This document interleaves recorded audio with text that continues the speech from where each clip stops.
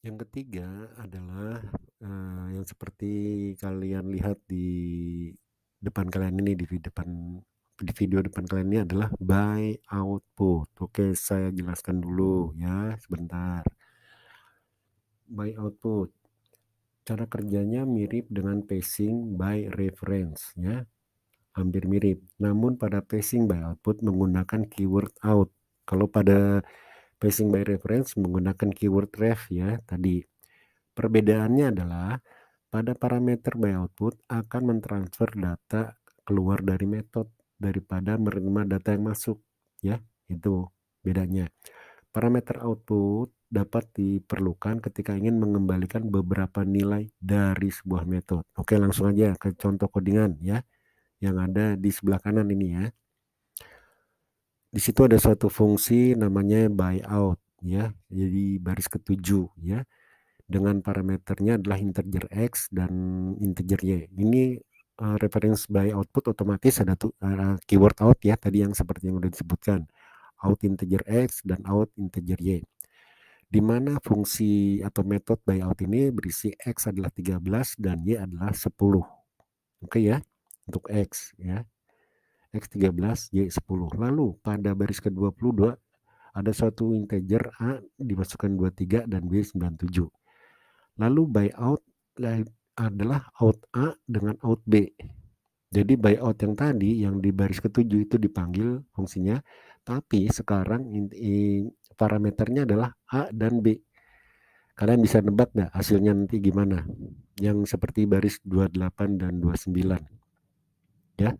Di situ kalian lihat baris 28. Hasil passing by output A adalah plus A. Berarti maksudnya plus A di sini adalah data yang dimasukkan di sini adalah nanti hasil dari A. Nah, sekarang kalian lihat hasil outputnya bagaimana. Hasil by output A adalah 13 tetap ya, 13 ininya. Seperti di awal ya. Kenapa? Karena yang dipanggil adalah by out ininya di sininya. By out otomatis fungsi yang ada di dalam by out itu yang berisi X dan Y ya, otomatis 13. Cuman penambahannya aja yang beda. Maksudnya angkanya aja. Nah, di situ integernya A dan B. Nah, sementara yang di dalam fungsi di baris 7 yang terdapat dalam fungsi itu kalian lihat di X, Y, dan Y adalah 10. Tetap yang dipanggil adalah yang pertama ya. Karena itu adalah outnya adalah A otomatis ya. Sedangkan yang Y adalah 10. Nggak sulit kan? Nggak ya. Jangan ini dengan karena baris ke-25 buyoutnya lalu out adalah A23 enggak ya, tapi buyoutnya adalah dari awal yang dari baris ke-7 yaitu isinya X dan Y. Cuma diganti aja di sini ya. A diganti dengan X dan B diganti dengan Y. Itu aja kok. Logikanya seperti itu. Mudah ya. Oke, kalian coba di editor Visual Studio kalian masing-masing. Next.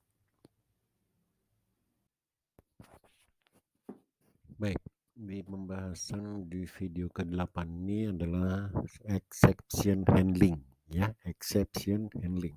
Oke, saya jelaskan dulu exception handling.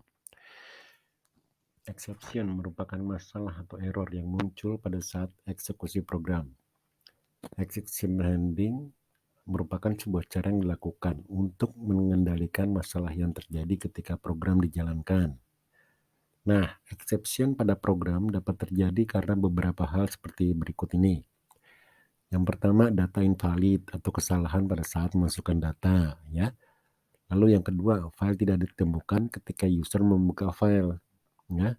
Filenya nggak ada gitu ya. Lalu yang ketiga, koneksi jaringan terputus, ya. Mungkin wifi atau internet dan seterusnya. Lalu memori penuh ketika program berjalan. Contohnya, integer array. Di sini kalian lihat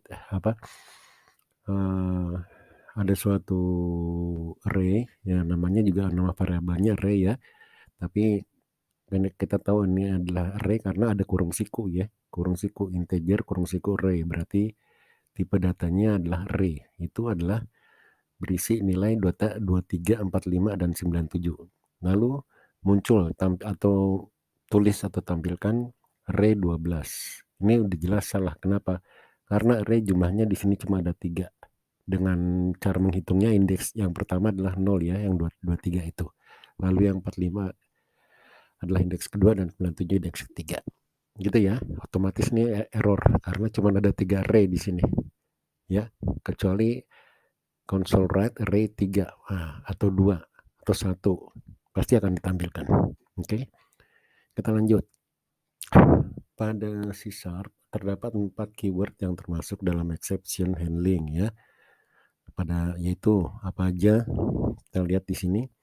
Try ya, lalu catch, lalu finally dan throw. Oke ya. Nah, try adalah kita lihat digunakan untuk mengidentifikasi kode yang mungkin dipengaruhi oleh exception.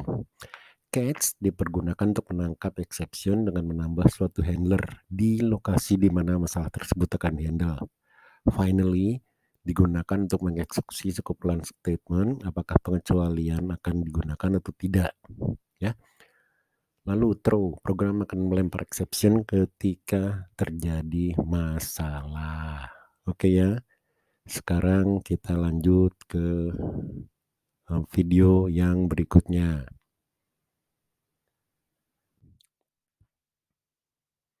Oke, exception handling yang pertama adalah yang kalian lihat itu yang berwarna hijau ya, adalah try catch. Sintaksnya kalian lihat itu, try lalu diikuti dengan blok program, blok statement ya, itu aslinya codingan program. Lalu catch, ada tulisan some specific exception X ya, EX, lalu di blok kode lagi handler code. Oke, kalian lihat codingannya yang ada di sebelah kiri dan outputnya adalah yang di kanan bawah ya, yang tulisan berwarna agak merah ya, kanan bawah itu outputnya. Oke, kita lihat contoh codingannya ya seperti apa. Kalian lihat di baris ke-16.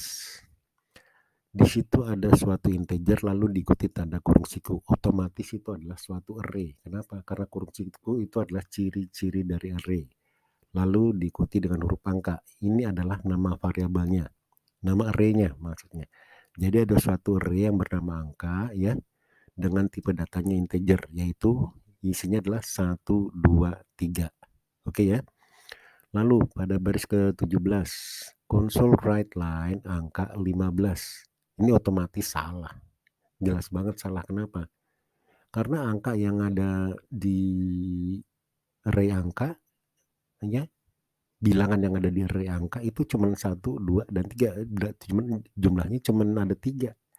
Oke, kalau nggak percaya kalian silakan lihat begitu kalian ini running, hasilnya adalah yang di sebelah kanan. Itu ada tulisan error ya, index was outside of the bounds of the of the array ya. Kenapa? Ya karena udah nggak ada ini, udah di luar di luar array, jumlah array-nya itu, karena cuma ada 3 di situ. Jadi nggak mungkin mencetak sebanyak 15 bilangan atau 15 angka. Oke ya, logikanya gitu aja kok. Mudah kan? Ya. Oke. Kalian pasti bisa kok. Coba ya di editor kalian masing-masing. Next. Bentuk exception handling yang kedua yang terdapat pada video ke-10 ini disebut dengan exception handling finally. Oke, saya jelaskan dulu sebentar ya. Exception handling finally. Finally merupakan sebuah keyword yang digunakan setelah keyword try catch pada program yang sedang berjalan. Jadi harus ada try catch-nya dulu ya. Nah, kalian lihat sintak di situ yang try catch ya. Try lalu diikuti try code statement, lalu ada tulisan finally ya. Lalu di bawahnya adalah code statement setelah dieksekusi setelah try. Itu untuk try finally. Nah, sekarang try catch finally kalian lihat sendiri ya. Ada try lalu catch, ada finally ya. Di situ ada fungsi-fungsinya. Oke. Sekarang kita langsung masuk ke contoh codingan yang ada di sebelah kanan ya. Kalian perhatikan itu contoh codingan, yang di bawahnya yang berwarna agak putih itu adalah output. Oke, kita lihat contoh codingannya. Ya, pada baris 16 ada suatu array yang namanya angka, di mana situ adalah masukan adalah Kebetul di situ tertulis tipe data array angka adalah integer. Nah, jumlah data elemen-elemen dari array angka itu adalah 1, 2, dan 3. Lalu pada baris ke-17, console write line 15. Ini pasti error. Kenapa? Karena ini menampilkan sebanyak 15 angka. Angka maksudnya di sini 15 bilangan ya. Angka di sini adalah yang ditulis di sini adalah angka yang terdapat pada array angka di baris 16. Itu cuma ada 3, yaitu 1, 2, dan 3 ya. Jadi otomatis error. Nah, kita lihat nanti bentuk tulisan error atau pesan errornya dari bawaan C# seperti apa. Lalu baris ke-20 di 21 tampilkan message bahwa itu adalah salah input angka. Message itu pesan. Lalu baris ke-26 try catch selesai. Seperti yang kalian lihat pada output yang sebelah kanan ya. Itu failure array adalah salah input angka ya, salah masukkan angka karena jumlahnya 15. Oke, gampang ya. Silahkan dicoba di editor kalian masing-masing. Oke, next. Ya, bentuk exception handling yang terakhir, yang juga pembahasan terakhir ini, video terakhir dari pembahasan di serial ini ya, adalah exception dengan menggunakan keyword true. Oke, saya bacakan ya. Keyword true merupakan sebuah keyword yang dapat digunakan untuk membuat pesan error sesuai keinginan dari programmer, dari kalian, dari kita, yang dimasukkan pada suatu kelas. Terdapat beberapa exception classes pada C#, yaitu antara lain arithmetic exception, field not found exception, timeout exception, dan lain-lain. Oke, kita langsung ke codingan ya. Oke, pada baris 7 kalian lihat di codingannya ya, ada suatu fungsi atau metode atau function yang bernama nilai akhir ya, dengan parameter adalah nilai, dengan tipe datanya adalah integer, berarti bilangan bulat. Di baris ke-8 terdapat suatu kondisi, if nilai lebih kecil dari 60, jika nilai lebih kecil dari 60, maka akan muncul pesan di baris ke-11, Anda tidak lulus ya. Jika tidak, muncul baris besar ke-16, Anda lulus. Oke ya, gampang ya.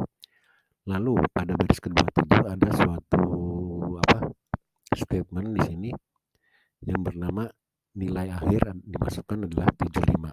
Kalian udah belum bisa menebak belum nilai akhirnya? Ya jelas ya, tulisannya pasti Anda lulus. Kenapa? Karena 75 lebih besar dari 60. Oke. Gampang ya. Sampai di sini pertemuan tentang bagian ini, sesi ini. Jangan lupa ya, subscribe, like, komen, dan share ya. Satu jempol kalian atau subscribe kalian berharga sekali buat saya ini, supaya makin berkibar terus tutorial kita nih, tutorial saya ke kalian, codingan kita. Saya akan mentutor kalian terus pokoknya. Tinggal komen aja ingin bahasa penggunaan apa, saya akan siap. Oke ya, supaya kalian juga makin pinter-pinter semua. Oke, selamat berjumpa kembali di sesi yang berikutnya.